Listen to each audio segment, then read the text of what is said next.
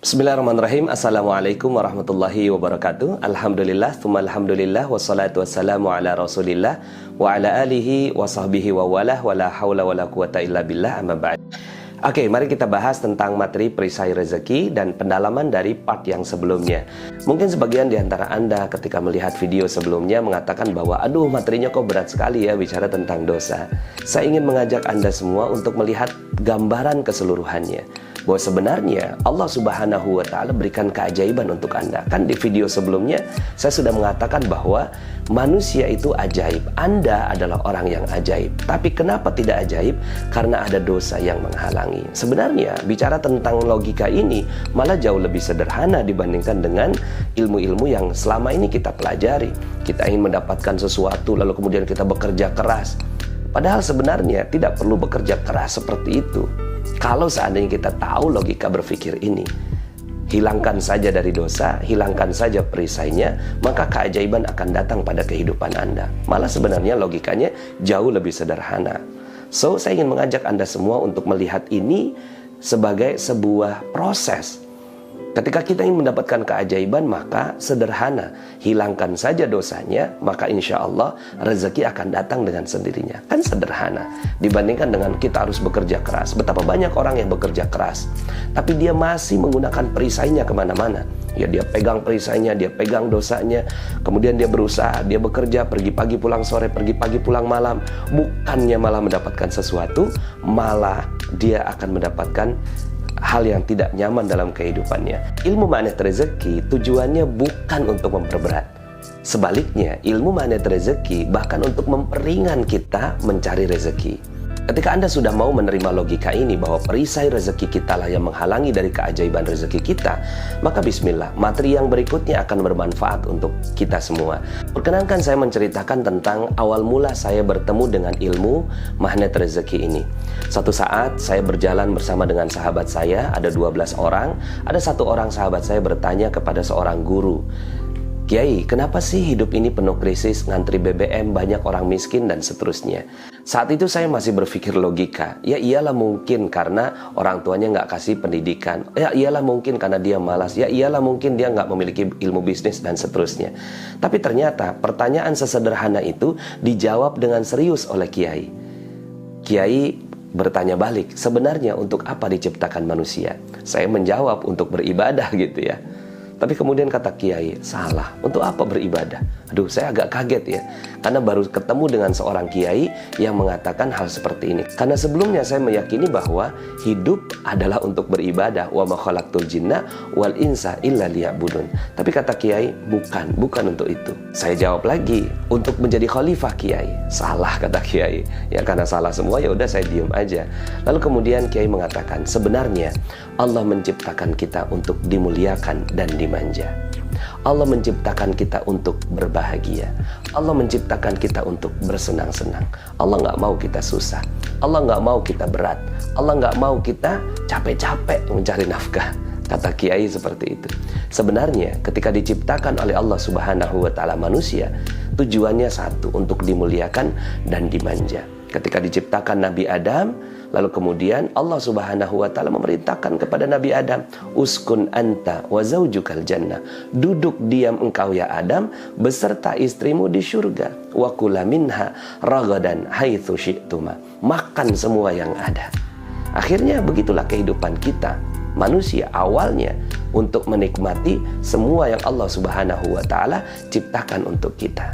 Tapi ada tapinya, wala taqraba hadhihi syajarah. Tapi jangan sentuh-sentuh ini pohon. Malah disentuh oleh Nabi Adam. Apa yang terjadi? Turun ke bumi, lalu kemudian dia harus berproses. Itu ada pohon, panjat, petik, kupas, masak, baru makan. Lebih susah hidupnya. Maka kata Kiai, sebenarnya Allah Subhanahu wa Ta'ala ciptakan kita semua untuk bersenang-senang, untuk hidupnya ajaib. Di mana? Di syurga. Tapi kenapa hidupnya nggak ajaib? Karena satu yang dilakukannya, dosa. Jadi dosalah yang membuat hidup kita sulit. Dosalah yang memisahkan antara diri kita dengan syurga Allah Subhanahu wa Ta'ala. Di syurga hidupnya ajaib. Karena ada dosa, maka keajaibannya hilang. Apakah dosanya berhenti? Kata Kiai. Enggak Kiai, dosa lagi. Akhirnya nggak boleh metik, sekarang nanem. ambil benih di tempat yang lain, ditanam, ditunggu 5 tahun baru bisa dimakan. Lebih susah hidupnya? Lebih susah. Karena apa? Karena dosanya nambah. Apakah dosanya berhenti? Enggak, dosa lagi manusia. Akhirnya nggak boleh nanem, beli sekarang. Kerja keras banting tulang. Pergi pagi pulang sore, pergi pagi pulang malam untuk membeli sesuatu. Lebih susah hidupnya kata Kiai. Iya Kiai, lebih susah. Ya, dosanya berhenti? Enggak Kiai. Akhirnya nggak boleh beli, ngutang sekarang. Beli jilbab ngutang, beli panci ngutang, beli baju majelis taklim ngutang. Ya, akhirnya ngutang jadi gaya hidup. Dia gesek-gesek itu kartu, pakai kartu kredit dan seterusnya. Pada saat Kiai ngomong utang, saya nunduk teman-teman. Ya Allah, gue banget pada saat itu saya sedang berada dalam kondisi yang terpuruk. Saya sedang hutang banyak, dikejar-kejar debt collector, dilaporkan polisi, digugat dan seterusnya. Lalu kemudian betul saja, ya sebenarnya harusnya pantasnya kehidupan saya ajaib. Tapi kenapa saya seperti ini? Karena saya banyak dosa, dan itu saya sadari pada saat itu. Kemudian kata Kiai gini, ya, dosanya berhenti? Enggak Kiai, dosa lagi. Akhirnya nggak boleh ngutang, gali lubang tutup lubang. Itu saya banget gitu ya. Pada saat itu ketika ada tagihan, kemudian saya coba cari pinjaman, ya jatuh tempo, cari pinjaman lagi dan seterusnya. Sampai kemudian akhirnya miliaran rupiah saya berhutang teman-teman semua. Ya, sampai kemudian kata Kiai gini, kau mau nggak hidup kamu ajaib? Mau Kiai. Kau mau nggak kamu kembali pada kehidupan keajaiban kamu? Mau Kiai. Kau mau nggak selesai semua persoalan hidup kamu? Mau Kiai. Kata Kiai, sederhana. Jangan buat dosa satupun, maka kau akan rasakan syurga sebelum syurga yang sebenarnya. Pada saat itu saya tertegun dengan jawaban itu.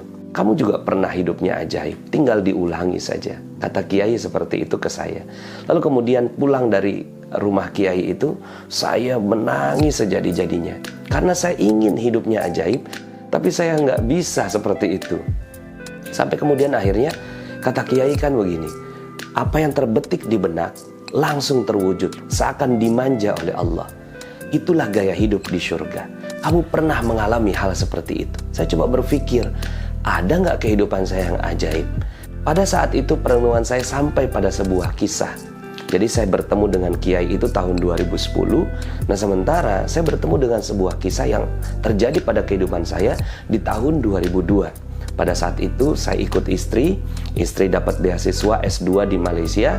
Kemudian saya ikut, kata teman di sana, insya Allah bisa dapat visa, insya Allah bisa dapat pekerjaan. Ternyata alhamdulillah dua-duanya nggak dapat. Akhirnya saya jadi pengangguran di negeri orang. Setiap hari yang saya lakukan adalah mengantarkan istri ke kampus, pulang tutup pintu, tutup jendela, malu dilihat orang Malaysia. Sampai kemudian istri saya saat itu hamil dan ngidam, tiap hari minta sayur. Saya pergi beli sayur, dia masak, besok dia minta lagi, bang belikan sayur, saya pergi beli sayur, kemudian dia masak. Sampai kemudian akhirnya saya menghayal, enak ya kalau punya kulkas, ya belinya sekali untuk dimasak 1 minggu gitu ya.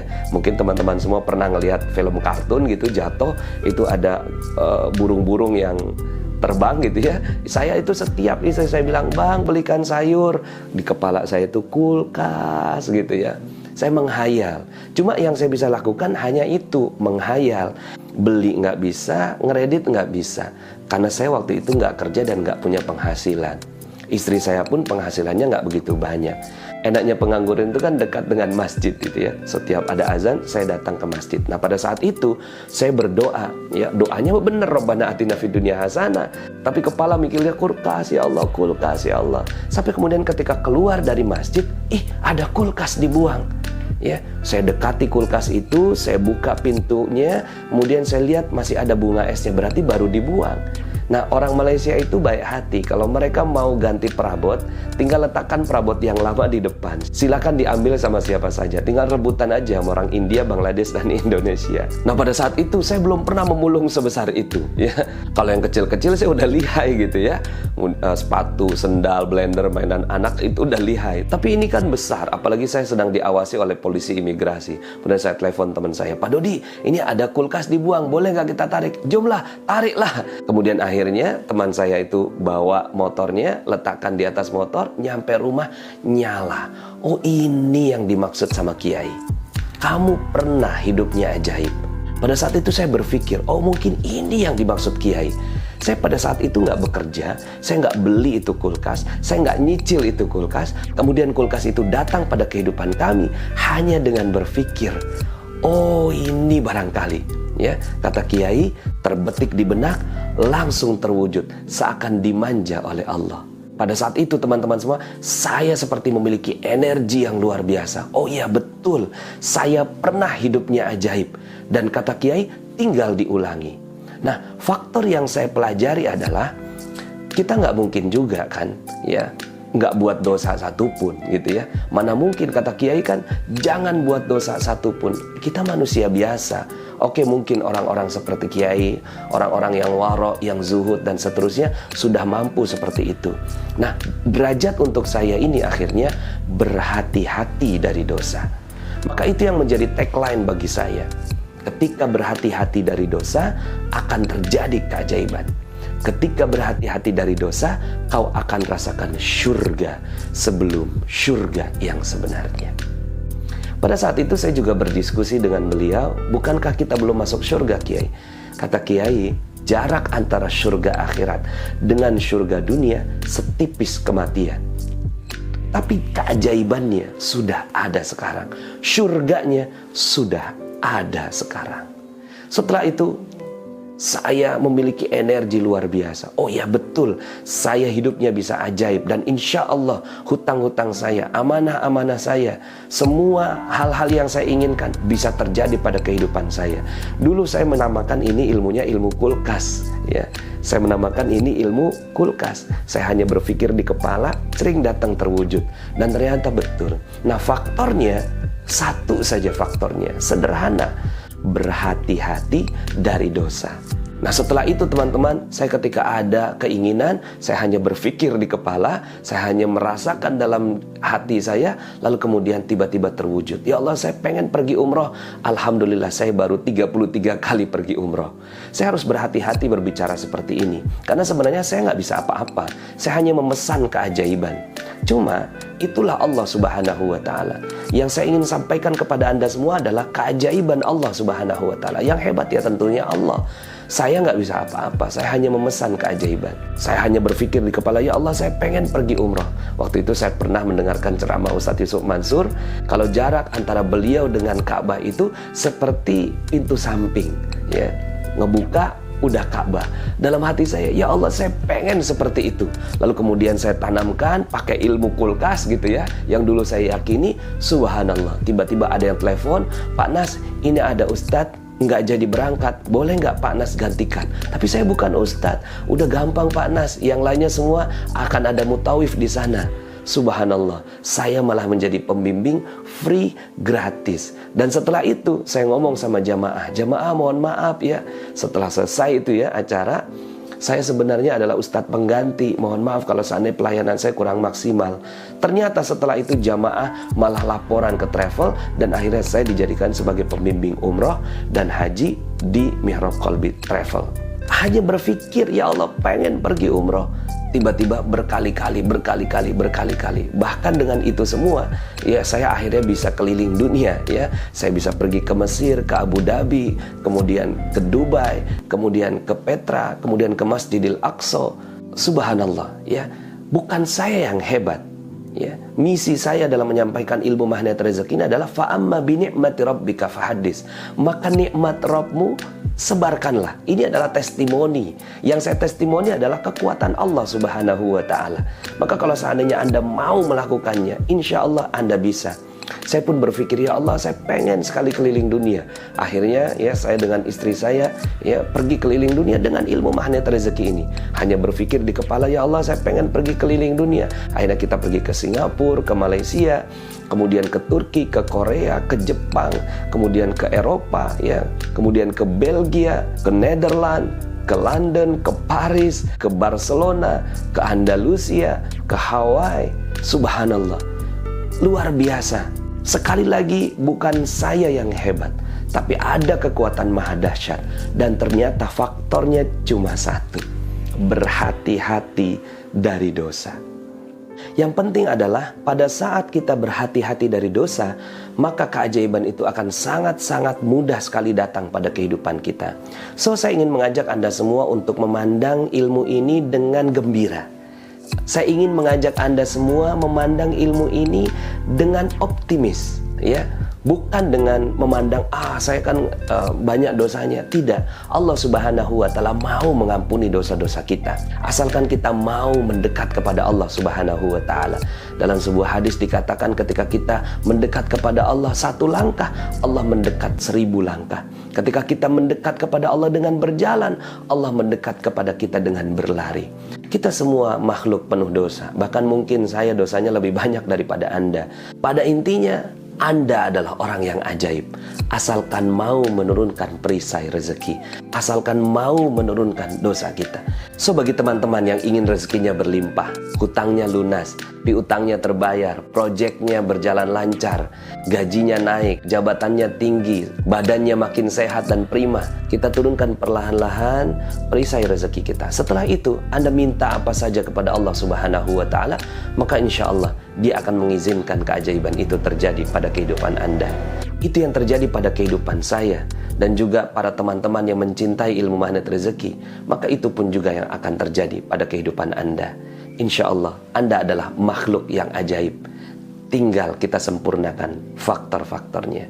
Dan insya Allah dalam video-video berikutnya kita akan lanjutkan materi ini sampai Anda menemukan potensi terbesar diri Anda dan menjadi makhluk ajaib sebagaimana yang Allah Subhanahu wa Ta'ala inginkan untuk Anda. Saya Nasrullah, sampai jumpa. Assalamualaikum warahmatullahi wabarakatuh.